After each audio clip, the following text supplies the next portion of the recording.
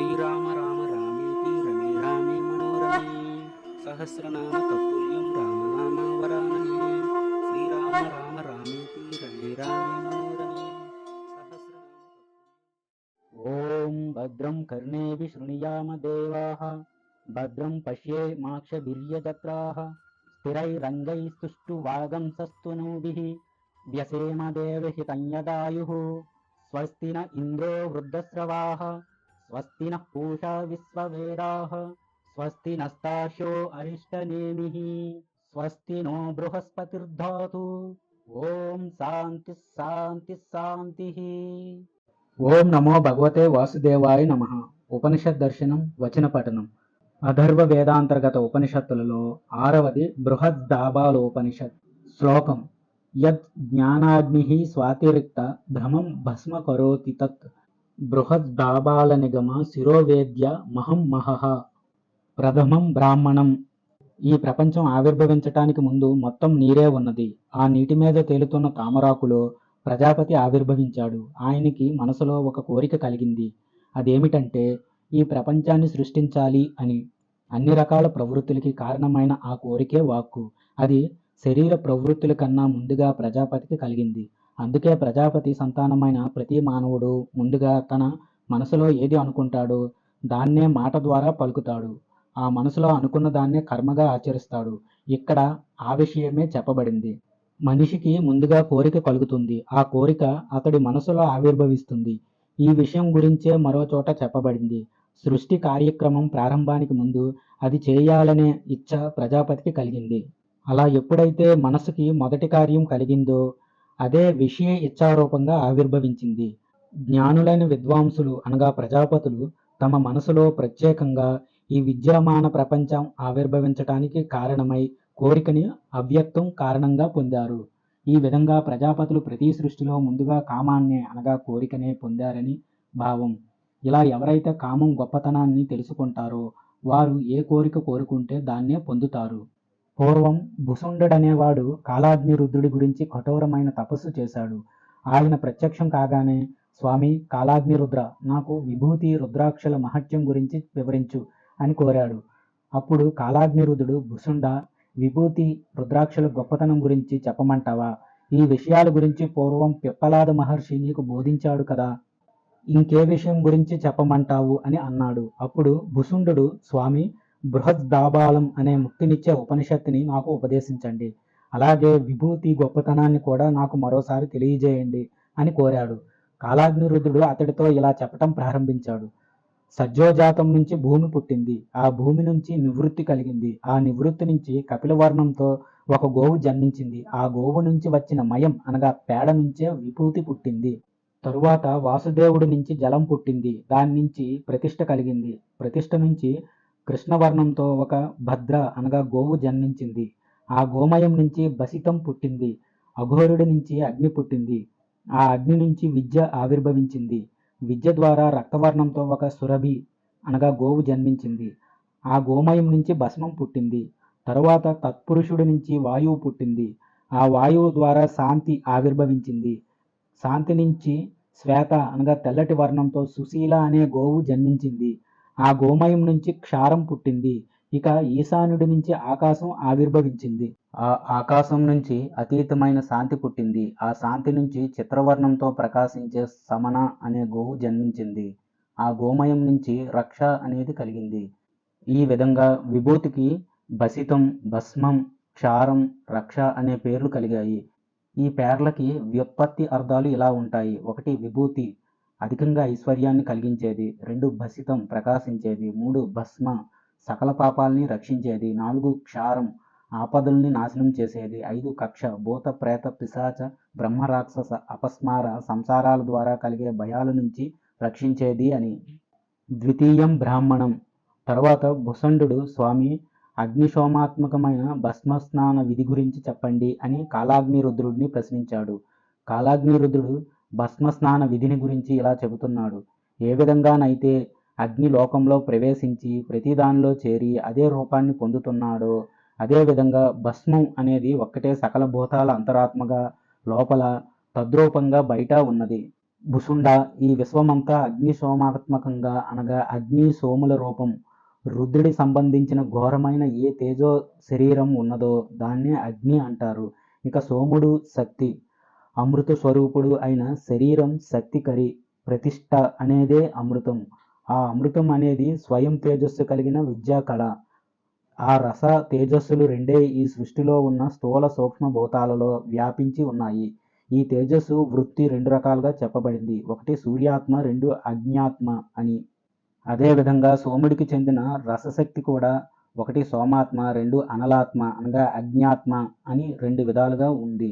ఇక్కడ వైద్యుదాది అనగా మెరుపులు మయంగా ఉండేది తేజస్సు అయితే మధురాదిమయంగా ఉంటుంది రసం అవుతుంది. ఈ చరాచర ప్రపంచమంతా ఇలా తేజోరస భేదాలతోనే నిండి ఉంటుంది. అగ్ని ద్వారా అమృతం పుడుతుంది, తిరిగి అమృతం ద్వారా అగ్ని వృద్ధి చెందుతుంది. అందుకే ఈ ప్రపంచం అగ్ని సోమాత్మకమైన హవిస్సుతో నిండి ఉంది. ఇక్కడ సోముడు ఊర్ధ్వశక్తిమయుడు కాగా అగ్ని అధశక్తిమయుడు కనుక ఈ జగత్తు మొత్తం వారిద్దరితో వ్యాపించబడి ఉంటుంది.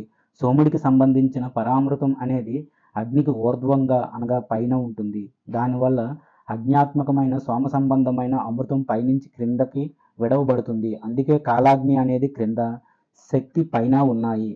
దాహక శక్తి పైన, పావక శక్తి క్రింద ఉన్నాయి. ఇక ఆధార శక్తితో ఉన్న కాలాగ్ని పైన ఉండగా శివశక్తి స్థానంలో ఉన్న సోముడు క్రింద ఉన్నాడు.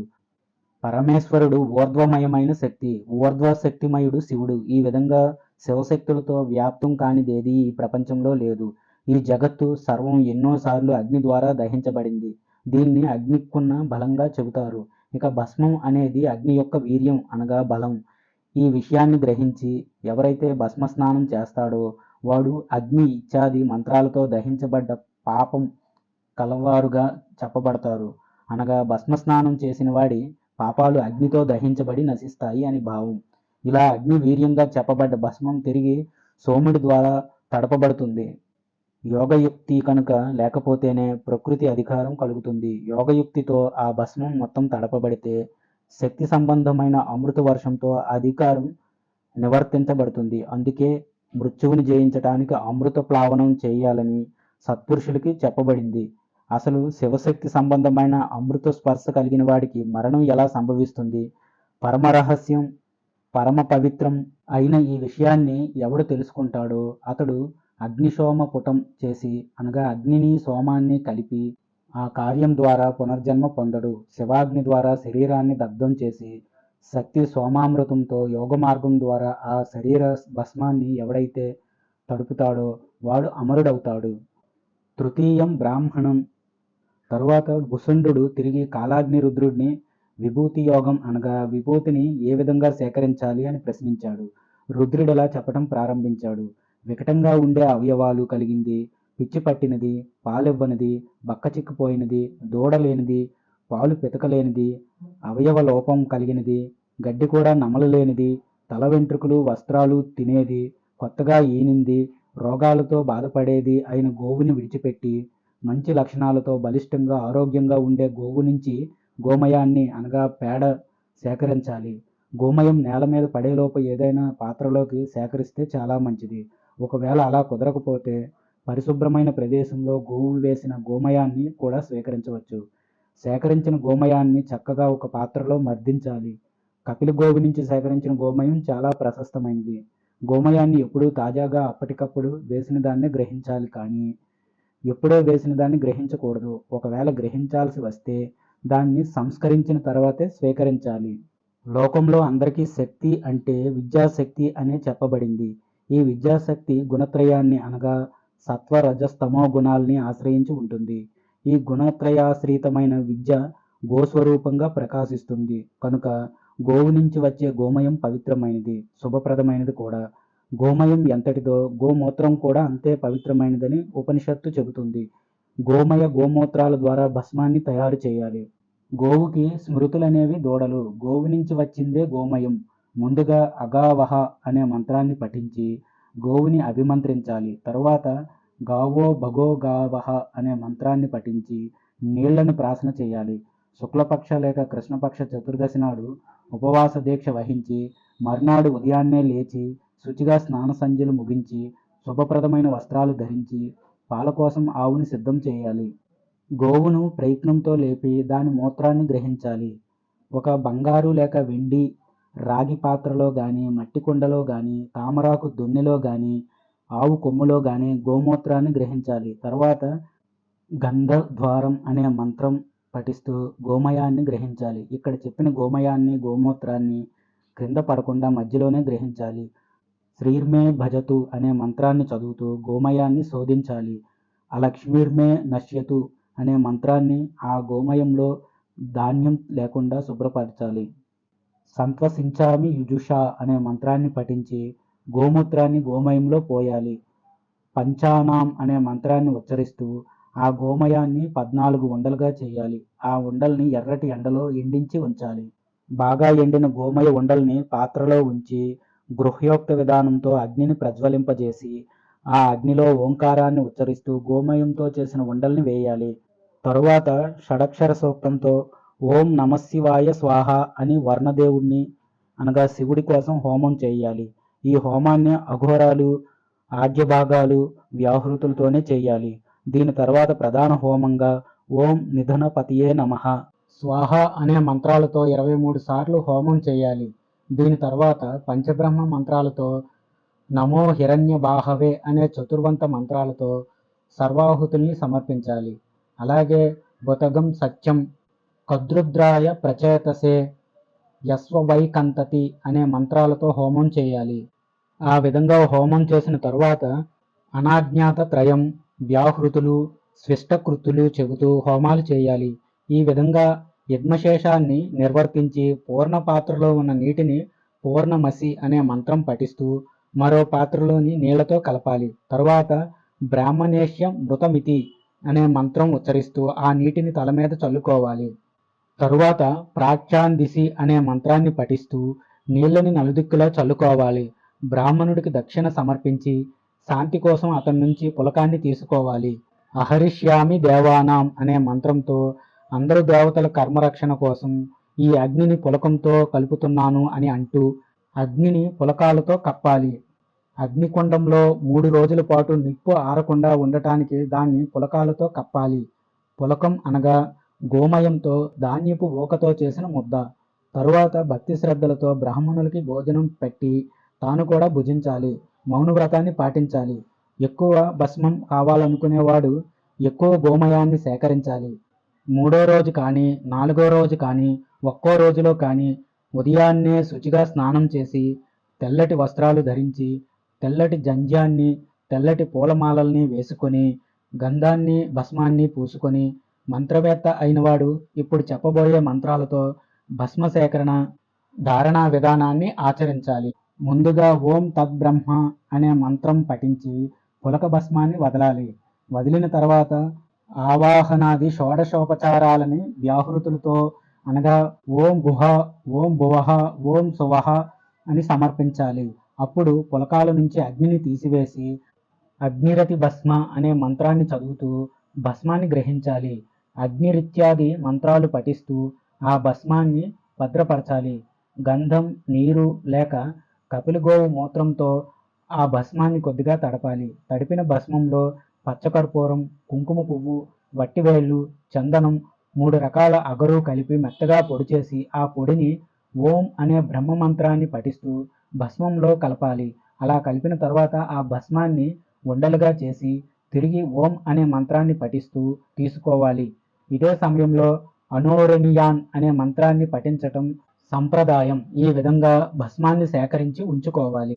భస్మాన్ని ధరించేటప్పుడు ముందుగా భస్మాన్ని అరచేతిలోకి తీసుకొని సప్త అనగా 7 ప్రణవాలతో అనగా ఓం అని దాన్ని అభిమంత్రించాలి. తరువాత ఈశ్వరస్సర్వ విద్యానాం, ఈశ్వరస్సర్వభూతానాం అనే మంత్రం చెబుతూ తల మీద ధరించాలి. తత్పురుషాయ విద్మహే అనే మంత్రం చెబుతూ ముఖం అనగా నుదురు మీద పూసుకోవాలి. తరువాత అఘోరేభ్యో దఘోరేభ్యో అనే మంత్రం పఠించి తొడల మీద వామదేవాయ నమో అనే మంత్రంతో గుహ్య ప్రదేశంలో విభూతిని పూసుకోవాలి. సజ్జోజాతం ప్రపద్యామి అనే మంత్రాన్ని పఠించి పాదాల మీద ఓంకారాన్ని పఠిస్తూ శరీరమంతా అనగా ఆపాదమస్తకం, కాళ్ళ నుంచి తల దాకా విభూతిని ధరించాలి. ఆ తర్వాత పవిత్రంగా ఆచమనం చేసి శుభ్రంగా ఉతికిన వస్త్రాలు ధరించాలి. తిరిగి ఆచమనం చేసి ఆపై నిత్యకర్మల్ని ఆచరించాలి. ఇది భస్మాన్ని ధరించే విధి. ఇక్కడ చెప్పిన భస్మకల్పం అనేది మొత్తం 4 రకాలుగా ఉంటుంది. 1 అనుకల్పం, 2 ఉపకల్పం, 3 ఉపోపకల్పం, 4 అకల్పం అని. వీటిలో విరజాగ్ని అనే దాని నుంచి పుట్టిన దాన్ని అనుకల్పం అంటారు. అడవిలో లభించిన గోమయాన్ని ఎండించి దాని ద్వారా కల్పోక్త విధి ప్రకారం చేయబడిన భస్మాన్ని ఉపకల్పం అంటారు.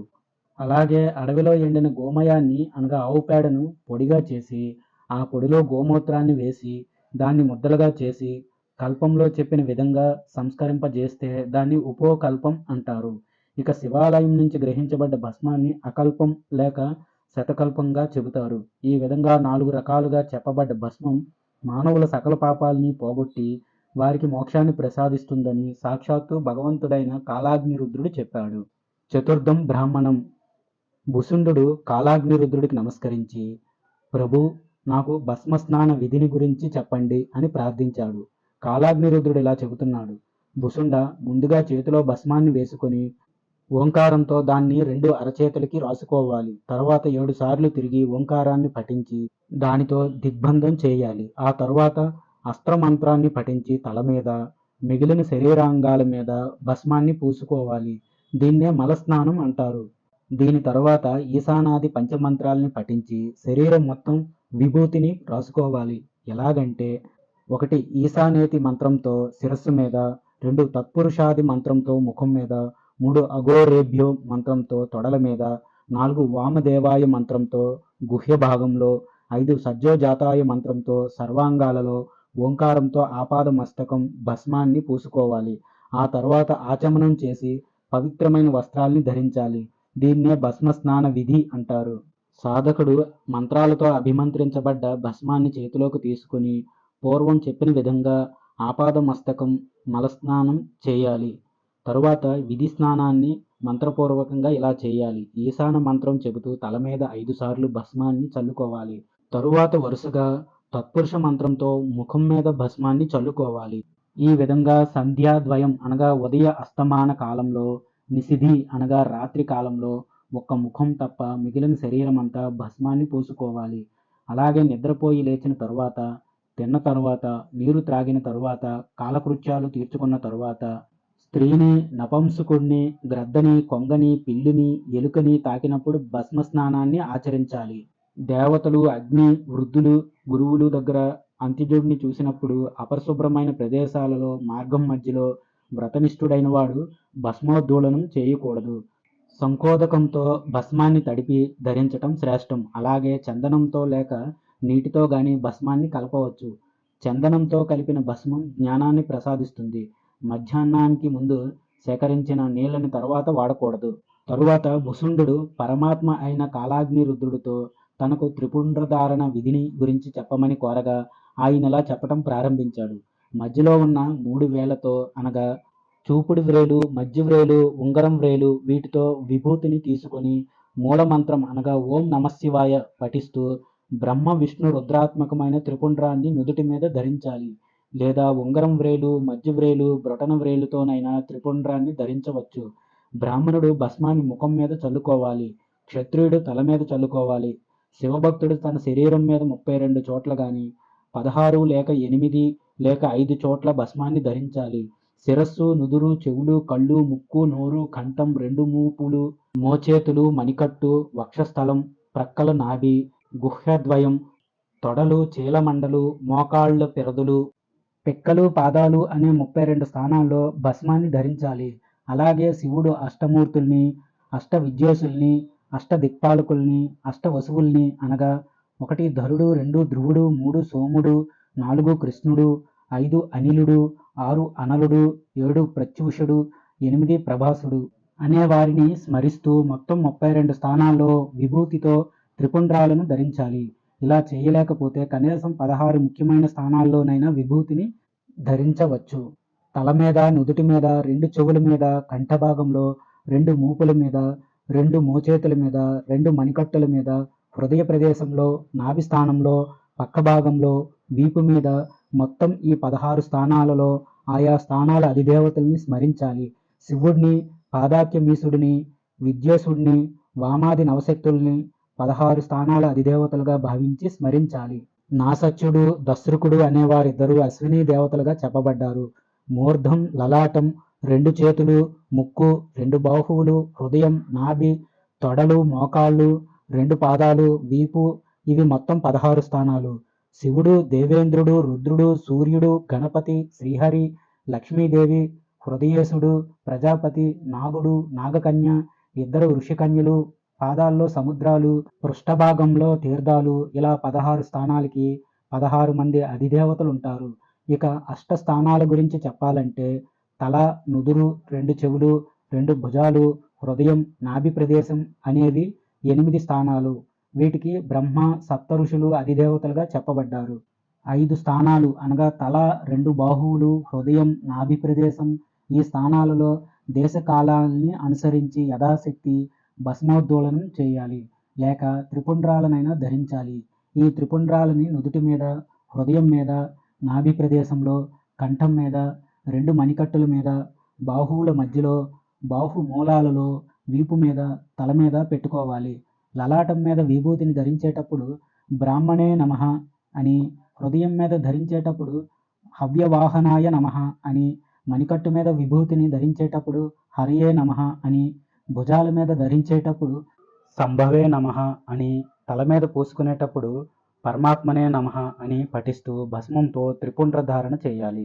3 కళ్ళు కలిగినవాడు, సత్వరజస్తమో గుణాలనే త్రిగుణాలకి ఆధారమైన వాడు, ముల్లోకాలకి అనగా స్వర్గ, మర్త్య, పాతాళాలకి తండ్రి, ప్రభువు అయిన పరమేశ్వరుని భక్తితో స్మరిస్తూ విభూతిని ధరించాలి. నమశివాయ అని చెబుతూ నుదుటి మీద త్రిపుండ్రాలని ధరించాలి. పితృభ్యాం నమః అని ఉచ్చరిస్తూ మోచేతి క్రింద భాగంలో, ఈశానాభ్యాం నమః అంటూ ప్రక్క ప్రదేశాల్లో, స్వచ్ఛభ్యాం నమః అని చెబుతూ మోచేతికి, మణికట్టుకి మధ్య భాగంలో, భీమాయ నమః అంటూ వీపు మీద, శివాయ నమః అని చెబుతూ ఇరుప్రక్కల, నీలకంఠాయ నమః అని చెబుతూ తల మీద, సర్వాత్మనే నమః అంటూ శరీరమంతా భస్మాన్ని చల్లుకోవాలి. విభూతితో త్రిపుండ్రాల్ని ధరిస్తే జన్మాంతరార్జిత పాపాలు కూడా పూర్తిగా నశిస్తాయి.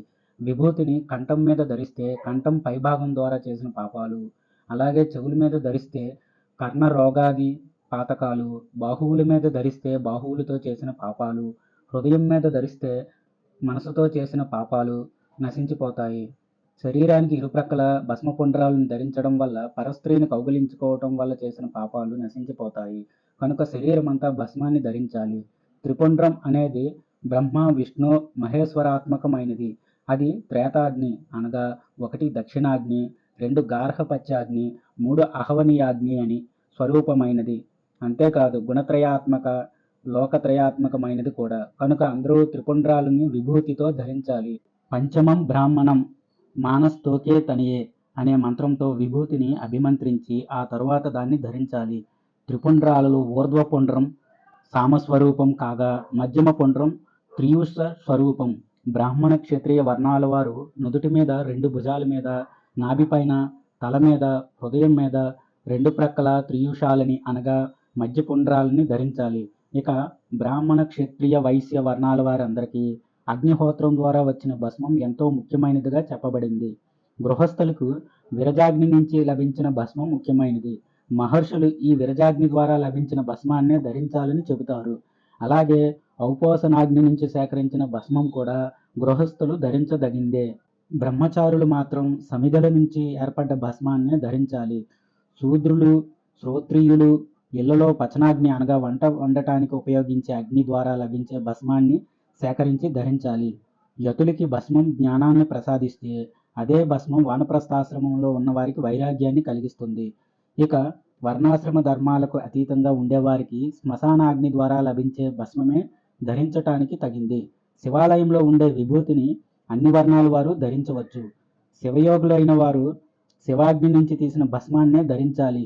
లేదా శివాలయంలో ఉండే భస్మాన్ని కానీ, శివలింగానికి పూసిన విభూతిని కానీ, మంత్ర సంస్కారంతో దగ్ధం చేయబడ్డ భస్మాన్ని కానీ గ్రహించవచ్చు. ఏ బ్రాహ్మణుడైతే తన శిరస్సు మీద త్రిపుండ్రాలను ధరిస్తాడో అతడు అన్ని వేదాలు చదివినట్టే, అన్ని క్రియలు అనుష్ఠించినట్టే. అనగా త్రిపుండ్రాలు ధరించకుండా చేసే వేదాధ్యయనం, కర్మానుష్ఠానం చేసినట్టు కాదని భావం. వర్ణాశ్రమ ధర్మాల్ని ఆచరించకుండా వదిలిపెట్టినా సరే అన్ని రకాల క్రియలు చేయకపోయినా సరే ఒక్కసారి త్రిపుండ్రాలు ధరించిన వాడు అందరి చేత పూజించబడతాడు. ఎవరైతే విభూతి ధరించకుండా నిత్య కర్మల్ని ఆచరిస్తారో వారు కోటి జన్మలు ఎత్తినా సరే సంసారం నుంచి విముక్తులు కాలేరు. మహాపాతకాలు చుట్టుకున్న వారికి, పూర్వజన్మలో ఎన్నో పాపాలు చేసిన వారికి త్రిపుండ్రాలను ధరించాలనే భావన కలగదు. పైగా త్రిపుండ్ర ధారణ మీద ద్వేషం కలుగుతుంది. నుదుటి మీద భస్మాన్ని ధరించిన వాడిని చూసి ఎవడికి కోపం కలుగుతుందో వాడికి జన్మ సాంకర్యం తప్పదు. ఎవరికైతే శ్రౌత భస్మం ధరించటం మీద శ్రద్ధ కలగదో వారికి గర్భధానాది సంస్కారం ఉండదు. ఇది నిశ్చయం. భస్మాన్ని ధరించిన వాడిని చూసి ఎవడైతే అతన్ని కొడతాడో అలాంటి వాడికి చండాల జన్మ కలుగుతుంది. ఎవరికైతే భస్మాన్ని ధరించటం అంటే కోపం కలుగుతుందో వాడికి మహాపాతకాలు చుట్టుకుంటాయని శాస్త్రం చెబుతుంది. త్రిపుండ్రాలని వాటిని ధరించిన వారిని నిందిస్తే పరమేశ్వరుడిని నిందించినట్టే. భక్తిగా త్రిపుండ్రాలని శరీరం మీద ధరించిన వాడు సాక్షాత్తు ఆ శంకరుడిని ధరించినట్టే. భస్మం ధరించిన ముఖం నిరర్ధకమైంది. అలాగే శివాలయం లేని గ్రామం కూడా నిరర్ధకమైనదే. ఇక ఈశ్వర పూజ బోధించని విద్య కూడా నిరర్ధకం. భస్మం అంటే రుద్రాగ్ని వీర్యం కనుక భస్మాన్ని ధరించిన వాడు ఎప్పుడూ వీర్యవంతుడిగానే ఉంటాడు. భస్మాన్ని ధరించిన వాడి దోషాలన్నీ ఆ భస్మాగ్ని ద్వారా దహించుకుపోతాయి. భస్మ స్నానంతో పరిశుద్ధుడైన ఆత్మ కలిగిన వాడే భస్మనిష్ఠుడని చెప్పబడతాడు. శరీరం నిండా భస్మాన్ని పూసుకున్నవాడు, త్రిపుండ్రాలను ధరించినవాడు, భస్మం మీద శయనించినవాడు భస్మనిష్ఠుడని పిలువబడతాడు. షష్టం బ్రాహ్మణం. తరువాత భుసుండు కాలాగ్ని రుద్రుడితో, ప్రభు, నాకు నామపంచకం మహిమను గురించి చెప్పండి అని కోరగా ఆయన ఇలా చెప్పటం ప్రారంభించాడు. భుసుండ, పూర్వం వశిష్ఠ మహర్షి వంశంలో ధనుంజయుడనే విప్రుడు జన్మించాడు. ఆ ధనుంజయుడికి 100 మంది భార్యలున్నారు. వారిలో పెద్ద భార్య కుమారుడి పేరు కరుణుడు. అతడి భార్య శుచిస్మిత. ఒకనాడు ఆ కరుణుడికి తన అన్నదమ్ముడితో వైరం కలిగింది. అది సహించలేక అతడు భవానీ నది తీరంలో ఉన్న నృసింహ ఆలయం దగ్గరికి వెళ్ళాడు. అక్కడ స్వామికి వేరొకరు కానుకగా సమర్పించిన నిమ్మపండును తీసుకొని వాసన చూశాడు. అది చూసి అక్కడి పూజారులు ఆగ్రహించి 100 సంవత్సరాలు అడవి ఈగగా సంచరించమని అతన్ని శపించారు. ఆ విధంగా శపించబడ్డ కరుణుడు ఈగగా మారి తన భార్య దగ్గరికి వెళ్ళి తాను చేసిన అకార్యం, అందువల్ల తనకు కలిగిన శాపం గురించి ఆమెకు చెప్పి ఎలాగైనా తనని రక్షించమని వేడుకున్నాడు. ఈగగా మారిన అతన్ని చూసి అతడి జ్ఞాతులు తిరిగి అతన్ని నూనెలో పడేసి చంపారు. శుచిస్మిత ఈగగా మరణించిన తన భర్త శరీరాన్ని అనగా ఈగని తీసుకొని అరుంధతీదేవి దగ్గరికి వెళ్ళింది. జరిగిన వృత్తాంతమంతా ఆమెకు చెప్పి తన భర్తను బ్రతికించమని కోరింది. అప్పుడు అరుంధతి ఆమెను ఓదార్చి, శుచిస్మిత, భయపడకమ్మా, నేను నీ భర్తను పవిత్రమైన విభూతితో బ్రతికిస్తాను అని చెప్పి వెంటనే అక్కడున్న భస్మాన్ని తీసుకొని దాన్ని త్రయంబకం యజామహే అనే మృత్యుంజయ మంత్రంతో అభిమంత్రించి ఆ ఈగ మీద చల్లింది. అదే సమయంలో చల్లగా గాలి వీచింది. మంత్రపూరితమైన భస్మం ప్రభావంతో చనిపోయిన ఈగ తిరిగి బ్రతికింది. తరువాత 100 సంవత్సరాలు ఆ ఈగ జీవించగా 100వ సంవత్సరం చివరిలో అతడి జ్ఞాతి ఆ ఈగని తిరిగి చంపాడు. దానితో ఆ ఈగకి శాప విమోచనం జరిగింది. పూర్వం కాశీనగరంలో కూడా అలాగే ప్రాణాలు కోల్పోయిన 5గురిని భస్మమే తిరిగి బ్రతికించింది. అదేవిధంగా పూర్వం చనిపోయిన దేవతల్ని భస్మమే బ్రతికించింది. పూర్వం ఈ భస్మం నన్ను కూడా బ్రతికించింది. అందువల్ల భస్మం ద్వారా అన్ని జంతువుల్ని జీవింపజేయవచ్చు. అది భగవంతుడైన దధీచి జీవింపజేయగా అతడు తన స్వస్వరూపాన్ని పొంది తన ఆశ్రమానికి వెళ్ళిపోయాడు. ఇప్పుడు భస్మం సకల పాపాల్ని భక్షించే సామర్థ్యాన్ని పొందింది. పూర్వం గౌతమ్ మహర్షి అహల్యాదేవిని వివాహం చేసుకునే సందర్భంలో ఆ వివాహానికి వచ్చిన దేవతలందరూ అహల్య సౌందర్యాన్ని చూసి కామవికారాన్ని పొందారు. జ్ఞానం కోల్పోయిన అంతటి అవివేకమైన భావాన్ని పొందినందుకు వారంతా ఎంతో చింతించి ఆ దోషాన్ని పోగొట్టుకునే మార్గాన్ని చూపించమని దుర్వాస మహర్షిని ప్రార్థించారు. అప్పుడు ఆయన వారితో, మీ దోషాన్ని నేను తొలగిస్తానని చెప్పి వెంటనే శతురుద్రియంతో మంత్రించిన భస్మాన్ని వారికిచ్చాడు. దేవతలారా, పూర్వం నేనిచ్చిన ఈ భస్మం వల్ల బ్రహ్మహత్య పాపమే శాంతించింది. ఇక మీ దోషం కూడా తొలగిపోతుంది అని చెప్పాడు. ఈ విధంగా శతురుద్రియంతో మంత్రించబడ్డ ఈ భస్మాన్ని మీరు ధరించడంతోనే మీ దోషాలు కోల్పోయి అధిక తేజస్సుతో మీరు ప్రకాశిస్తున్నారు అని దుర్వాసుడు అనగానే దేవతలంతా తమ తమ శరీర కాంతిని చూసుకుని ఎంతో ఆనందంతో, మహర్షి, ఎంతో ఆశ్చర్యంగా మాలో ఉన్న రజోగుణం అంతా తొలగిపోయింది. భస్మానికి ఇంత గొప్ప సామర్థ్యం ఉందన్న విషయం మాకిప్పుడు స్పష్టంగా అవగతమైంది అని అన్నారు. భుసుండ, భస్మం గొప్పతనాన్ని తెలియజేసే మరో కథనాన్ని చెబుతాను విను. ఈ కథనం శివకేశవులకి జ్ఞానప్రదమైనది. అంతేకాదు బ్రహ్మహత్యా పాపాన్ని కూడా పోగొట్టేది, మహదైశ్వర్యాన్ని ప్రసాదించేది కూడా. పూర్వం ఒకనాడు శ్రీహరి పరమేశ్వరుడి హృదయం మీదున్న భస్మాన్ని తన గోటితో తీసుకుని ఓంకారంతో, గాయత్రీ మంత్రంతో, పంచాక్షరీ మంత్రంతో అభిమంత్రించి తన తల మీద, మిగిలిన శరీర అవయవాల మీద చల్లుకున్నాడు. అప్పుడు శివుడు శ్రీహరితో తన స్వరూపాన్ని హృదయంలో ధ్యానించమనగా శ్రీహరి అలాగేనని శంకరుడిని తన హృదయంలో ధ్యానించాడు. తరువాత శివుడు భస్మాన్ని తినమని శ్రీహరికి చెప్పాడు. శ్రీహరి ముందుగా భస్మంతో స్నానం చేసి ఆ తరువాత శివాజ్ఞ ప్రకారం భస్మాన్ని భక్షించాడు. ఆ సమయంలో ఒక అద్భుతమైన సంఘటన జరిగింది. భస్మాన్ని తిన్న శ్రీహరి ఒక్క క్షణంలో శంకరుడిలా మారిపోయాడు. శివుడితో సమానమైన కాంతితో పవిత్రమైన ముత్యంలా తెల్లగా ప్రకాశించాడు. అలా ఆనాటి నుంచి శ్రీహరి తెల్లని కాంతితో వెలుగొందుతున్నాడు. తనకింత కాంతిని కలిగించిన శంకరుడికి శ్రీహరి నమస్కరించి, మహాప్రభు, నాకు భస్మం గొప్పతనమే తెలీదు, ఇక నీ గొప్పతనం నాకెలా తెలుస్తుంది? స్వామి, నీకు నమస్కారం. నేను నిన్ను శరణు వేడుకుంటున్నాను. ఓ పరమేశ్వర, నాకు ఎల్లప్పుడూ నీ పాదపద్మాల మీద భక్తి స్థిరంగా ఉండాలి అని ప్రార్థించగా పరమేశ్వరుడు శ్రీహరి, భస్మాన్ని ధరించిన ప్రతి ఒక్కడు నా భక్తుడే అవుతాడు అని అన్నాడు. అందుకే ఈ విభూతి ఐశ్వర్యప్రదమైనదని చెప్పబడింది. ఈ విభూతికి ముందు భాగంలో అష్టవసువులు, దక్షిణ భాగంలో ఏకాదశ రుద్రులు, వెనుక భాగంలో ద్వాదశ ఆదిత్యులు, విశ్వే దేవతలు, ఉత్తర దిశలో బ్రహ్మ, విష్ణు, మహేశ్వరులు, నాభిస్థానంలో పక్క భాగాలలో సూర్యచంద్రులు ఉంటారు. ఇదే విషయం రుక్కులో చెప్పబడింది. ఈ రుక్కుకు సంబంధించిన అక్షరమైన పరమైన ఆకాశంలో దేవతలందరూ కొలువున్నారు. ఈ విషయాన్ని తెలుసుకోని వారికి రుక్కుతో ప్రయోజనం ఉండదు. ఎవరైతే ఆ రుక్కులో చెప్పిన విషయాన్ని తెలుసుకుంటారో వారే అక్కడికి చేరుకోగలరు. మోక్షానికి ద్వారం లాంటిది, సకల కోరికల్ని తీర్చేది, ఋగ్యజు సామరూపమైనది, బ్రహ్మమయం అలాగే అమృతమయమైనది అయిన ఈ బృహజ్జాబాలాన్ని ఎవరు వివరంగా తెలుసుకుంటాడో ఆ తెలుసుకున్నవాడు బాలుడు కానీ యువకుడు కానీ ఎంతో గొప్పవాడవుతాడు. అందరికీ గురువై మంత్రోపదేశం చేయగలిగే సామర్థ్యాన్ని పొందుతాడు. గురువు ద్వారా పొందబడ్డ ఈ బృహజ్జాబాలాన్ని, మృత్యుతారకమైన దాన్ని కంఠం మీద కానీ, బాహువుల మీద కానీ, శిఖలో కానీ కట్టుకోవాలి. ఈ ఉపదేశాన్ని చేసిన గురువుకి సప్తద్వీపాలతో కూడిన భూమండలం మొత్తాన్ని దక్షిణగా ఇచ్చినా సరిపోదు. కనుక భక్తి శ్రద్ధలతో ఒక్క గోవును మాత్రం దక్షిణగా సమర్పిస్తే చాలు.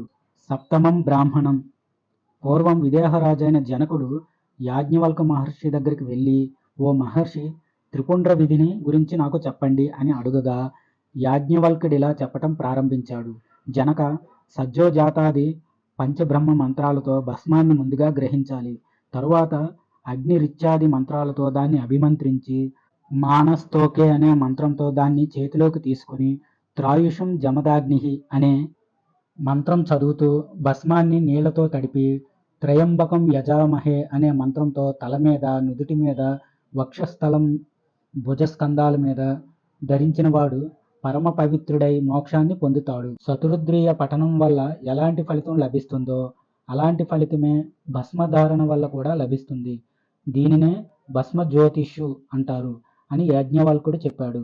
అప్పుడు జనక మహారాజు యాజ్ఞవల్కుడిని, మహర్షి, భస్మాన్ని ధరించటం వల్ల ఎలాంటి ప్రయోజనం కలుగుతుంది అని ప్రశ్నించాడు. జనక, భస్మాన్ని ధరించటం వల్లే మానవులకి ముక్తి లభిస్తుంది. అంతేకాదు శివసాయుధ్యం కూడా లభిస్తుంది. భస్మధారణ చేసిన వాడికి పునర్జన్మ ఉండదు. ఇదే భస్మ జ్యోతిస్సు అని చెప్పాడు యాజ్ఞవల్కుడు. తిరిగి జనకుడు, భస్మధారణ వల్ల పూర్వం ఎవరైనా ప్రయోజనం పొందారా అని జనకుడు తిరిగి ప్రశ్నించగా యాజ్ఞవల్కుడు, జనక, పరమహంస స్వరూపులైన సంవర్తకులు ఆరుణి, శ్వేతకేతు, దుర్వాసుడు, రుభువు, నిధాగుడు, జడభరతుడు, దత్తాత్రేయుడు, రైవతుడు, భుసుండు లాంటి వారు భస్మాన్ని ధరించినందువల్లనే ముక్తిని పొందారు. దీన్నే భస్మ జ్యోతిస్సు అంటారని చెప్పాడు. విదేహరాజైన జనకుడు భస్మ స్నానం వల్ల ఎలాంటి ఫలం కలుగుతుంది అని యాజ్ఞవల్క మహర్షిని ప్రశ్నించగా ఆయనలా సమాధానం చెప్పటం ప్రారంభించాడు. జనక, మానవుడి శరీరం మీద ఎన్ని రోమకోపాలున్నాయో అనగా వెంట్రుకలున్నాయో అవన్నీ శివలింగాలై ఉంటాయి. విప్రుడు కానీ, క్షత్రియుడు కానీ, వైశ్య శూద్రులు కానీ భస్మాన్ని ధరించటం వల్ల దేనిలో శబ్దరూపం ఉంటుందో వారు కూడా దానిలోనే ఉంటారు. ఒకనాడు జనక మహారాజు పైపలాద మహర్షులతో కలిసి బ్రహ్మలోకానికి వెళ్ళాడు. అక్కడున్న ప్రజాపతితో, ఓ విధాత, త్రిపుండ్రం మహిమను గురించి చెప్పండి అని ప్రార్థించాడు. అప్పుడు ప్రజాపతి జనకుడితో ఇలా అన్నాడు: జనక, పరమేశ్వరుడికి ఎంత మహిమ ఉందో భస్మానికి కూడా అంతే మహిమ ఉంది అని చెప్పాడు. తర్వాత వారిద్దరూ కలిసి వైకుంఠానికి వెళ్ళారు. అక్కడున్న విష్ణువుతో పైపలాదుడు ప్రభు త్రిపుండ్రం గొప్పతనాన్ని గురించి చెప్పండి అని ప్రశ్నించగా, ఆయన పైపలాద, ఈశ్వరుడి గొప్పతనం ఎంతటిదో త్రిపుండ్రం గొప్పతనం కూడా అంతటిదే అని చెప్పాడు. తర్వాత పైపలాద మహర్షి కాలాగ్ని రుద్రుడి దగ్గరికి వెళ్ళి, పరమాత్మ త్రిపుండ్ర విధిని గురించి నాకు చెప్పండి అని అడిగాడు. అప్పుడు రుద్రుడు, పైపలాద, త్రిపుండ్ర విధిని గురించి చెప్పటం నాకు కూడా సాధ్యం కాదు. అయితే నాకు తెలిసిన కొన్ని విషయాలు చెబుతున్నా విను. భస్మాన్ని ఒళ్ళంతా భక్తిగా పూసుకునేవాడు సంసారం నుంచి విముక్తిని పొందుతాడు. భస్మశయ మీద పడుకునేవాడు శివ సాయుధ్యాన్ని పొందుతాడు. అతడికి పునర్జన్మ అనేదే ఉండదు. అతడు జీవితాంతం రుద్రాధ్యాయాన్ని పఠిస్తూ అమృతత్వాన్ని పొందుతాడు. దీన్నే భస్మ జ్యోతిస్సు అంటారు. విభూతిని ధరించినవాడు పరబ్రహ్మలో ఐక్యమవుతాడు. విభూతిని శరీరం మీద ధరించటం వల్ల సకల పుణ్యతీర్థాలలో స్నానం చేసిన ఫలం లభిస్తుంది. అంతేకాదు, కాశీక్షేత్రంలో ప్రవహించే గంగలో స్నానం చేస్తే ఎంతటి పుణ్యఫలం లభిస్తుందో అంతే ఫలం లభిస్తుంది. ఇదే బ్రహ్మజ్యోతిస్సు. ఎవరి శరీరం మీద త్రిపుండ్రం ఉంటుందో అతడు త్రిమూర్తి స్వరూపుడవుతాడు. ఎందుకంటే త్రిపుండ్రాలలో మొదటిది బ్రహ్మస్వరూపం కాగా, రెండోది విష్ణు స్వరూపం, మూడోది సదాశివ స్వరూపం. ఇదే భస్మజ్యోతిస్సు అంటే. తరువాత సనత్కుమారుడు కాలాగ్ని రుద్రుడితో పరమాత్మ రుద్రాక్షిని ఎలా ధరించాలి అని ప్రశ్నించగా ఆయనలా సమాధానం చెబుతున్నాడు: సనత్కుమార, రుద్రుడి కళ్ళ నుంచి పుట్టాయి కాబట్టి వాటికి రుద్రాక్షులు అనే పేరు వచ్చింది. పూర్వం సదాశివుడు సంహార కాలంలో సంహారం చేసి తన కళ్ళని ఒక్కసారి మూసుకున్నాడు. అప్పుడు ఆయన కంటి నుంచి రుద్రాక్షులు పుట్టాయి. పరమ పవిత్రమైన ఈ రుద్రాక్షుల గురించి చెప్పుకుంటే చాలు 10 ఆవుల్ని దానం చేసిన ఫలితం లభిస్తుంది. ఈ రుద్రాక్షిని కూడా భస్మ జ్యోతిస్సు అంటారు. రుద్రాక్షిని చేత్తో తాకి ధరించినంతనే 2000 గోవుల్ని దానం చేసిన పుణ్యఫలం లభిస్తుంది. రుద్రాక్షుల్ని చెవులకు ధరిస్తే 11,000 గోవుల్ని దానం చేసిన ఫలితంతో పాటు ఏకాదశ రుద్రత్వం కూడా కలుగుతుంది. రుద్రాక్షుల్ని తల మీద ధరిస్తే 1,000,000 గోవుల్ని దానం చేసిన ఫలితం లభిస్తుంది. తల మీద 40, శిఖలో 1 లేక 3, ఒక్కో చెవిలో 12, కంఠంలో 32, 2 బాహువుల మీద 16, 16, 2 మణికట్టుల మీద 12, 12, వేళ్లకి 6 రుద్రాక్షుల్ని ధరించాలి. అలా ధరించిన తర్వాత దర్భల్ని చేతితో ఉంచుకొని ప్రతిరోజు సంధ్యోపాసన చేయాలి. అలాగే అగ్నిర్జ్యోతి అనే మంత్రాలు పఠిస్తూ అగ్నిలో హోమాలు చేయాలి. అష్టమం బ్రాహ్మణం. తర్వాత సనత్కుమారుడు కాలాగ్ని రుద్రుడితో, భగవాన్, ఈ బృహజ్జాబాలోపనిషత్తుని పఠిస్తే ఎలాంటి ఫలితం లభిస్తుంది అని ప్రశ్నించగా ఆయన ఇలా సమాధానం చెప్పాడు: సనత్కుమార, ఎవడైతే ఈ బృహజ్జాబాలోపనిషత్తుని నిత్యం భక్తి శ్రద్ధలతో పఠిస్తాడో వాడు అగ్నిలాగా, వాయువులాగా, సూర్యుడిలాగా, సోముడిలాగా, బ్రహ్మలాగా, విష్ణువులాగా, రుద్రుడిలాగా పవిత్రుడవుతాడు, సర్వపూతుడవుతాడు. ఎవడైతే ఈ బృహజ్జాబాలోపనిషత్తుని నిత్యం అధ్యయనం చేస్తాడో వాడు అగ్నిని సైతం స్తంభింపజేయగలుగుతాడు. అంతేకాదు, వాడు సూర్యుడిని, చంద్రుడిని, జలాన్ని, సర్వదేవతల్ని, సకల గ్రహాల్ని సైతం స్తంభింపజేయగలుగుతాడు. విషాన్ని సైతం స్తంభింపజేసే శక్తి అతడికి కలుగుతుంది. ఈ బృహజ్జాబాలోపనిషత్తుని ఎవడైతే నిత్యం పారాయణ చేస్తాడో వాడు మృత్యువు నుంచి, పాపాల నుంచి, బ్రహ్మహత్య నుంచి, భ్రూణహత్య నుంచి, వీరహత్య నుంచి, సకల హత్యల నుంచి తరిస్తాడు. అంతేకాదు, సంసారం నుంచి, సర్వం నుంచి కూడా తరిస్తాడు. ఎవడైతే ఈ బృహజ్జాబాలోపనిషత్తుని నిత్యం శ్రద్ధగా పఠిస్తాడో వాడు భూలోకాన్ని, భూవర్లోకాన్ని, సువర్లోకాన్ని, మహర్లోకాన్ని, జనో, తపో, సత్యలోకాల్ని కూడా అవలేలగా జయించగలుగుతాడు. పరమ పవిత్రమైన ఈ బృహజ్జాబాలోపనిషత్తుని పారాయణ చేసేవాడు ఋగ్వేదాన్ని, యజుర్వేదాన్ని, సామవేదాన్ని, సమస్త కల్పాల్ని, నారాశంసి మంత్రాల్ని, అష్టాదశ పురాణాల్ని, బ్రహ్మ ప్రణవాన్ని పఠించినట్టే అవుతుంది. ఉపనయనం జరిగిన 100 మందితో ఒక ఉపవీతుడు సమానం. 100 మంది ఉపవీతులతో ఒక గృహస్థుడు సమానం. 100 మంది గృహస్థులతో ఒక వానప్రస్థుడు సమానం. ఒక యతి 100 మంది వానప్రస్థులతో సమానం. అలాంటి యతులు 100 మంది ఒక రుద్రజపం చేసేవాడితో సమానం. అలాంటి 100 మంది రుద్రజపం చేసేవారితో ఒక్క నృసింహ తాపిన్యోపనిషత్ పఠించేవాడు సమానం. 100 మంది నృసింహ తాపిన్యోపనిషత్ పఠించిన వారు ఒక అధర్వణ శిరస్సికాధ్యాపకుడితో సమానం. 100 మంది అధర్వణ శిరశిఖాధ్యాపకులు ఒక్క బృహజ్జాబాలోపనిషత్తుని అధ్యయనం చేసిన వానితో సమానం. బృహజ్జాబాలోపనిషత్తుని అధ్యయనం చేసిన వాడికి మోక్షం లభిస్తుంది. ఎక్కడ సూర్యుడు తన తాపాన్ని చూపించలేడో, ఎక్కడ వాయువు వీచలేదో, ఎక్కడ చంద్రుడు వెన్నెల వెదజల్లలేడో, ఎక్కడ నక్షత్రాలు ప్రకాశించవో, ఎక్కడ అగ్ని దహించదో, మృత్యువెక్కడ చేరలేదో, దుఃఖాలు ఎక్కడ ప్రవేశించలేవో, అలాంటి సదానందం, పరమానందం, శాంతం, శాశ్వతం, సదాశివమైన దివ్యస్థానాన్ని, బ్రహ్మాది దేవతలచే నమస్కరించబడేది, యోగుల చేత నిత్యం ధ్యానం చేయబడేది, ఉత్కృష్టమైనది, ఎక్కడికి వెళితే యోగులు తిరుగురారో అలాంటి దివ్యమైన పరమపదాన్ని బృహజ్జాబాలోపనిషత్తుని పారాయణ చేసేవాడు పొందుతాడు. ఇదే విషయం ఈ రుక్కులో చెప్పబడింది. శ్రీ మహావిష్ణువుకి సంబంధించిన పరమపదాన్ని పండితులైన యోగులు ఎప్పుడు తెలుసుకుంటారు? వారంతా బాగా విస్తరించిన దృష్టితో ఉంటారు. జాగ్రత్త పరులైన విప్రులు మాత్రమే దాన్ని పొందగలరు. అదే శ్రీహరి పదం. ఓం సత్యం. అథర్వ వేదాంతర్గత ఉపనిషత్తులలో 6వది అయిన బృహజ్జాబాలోపనిషత్తు సమాప్తం. స్వస్తి. జయ శ్రీరామ.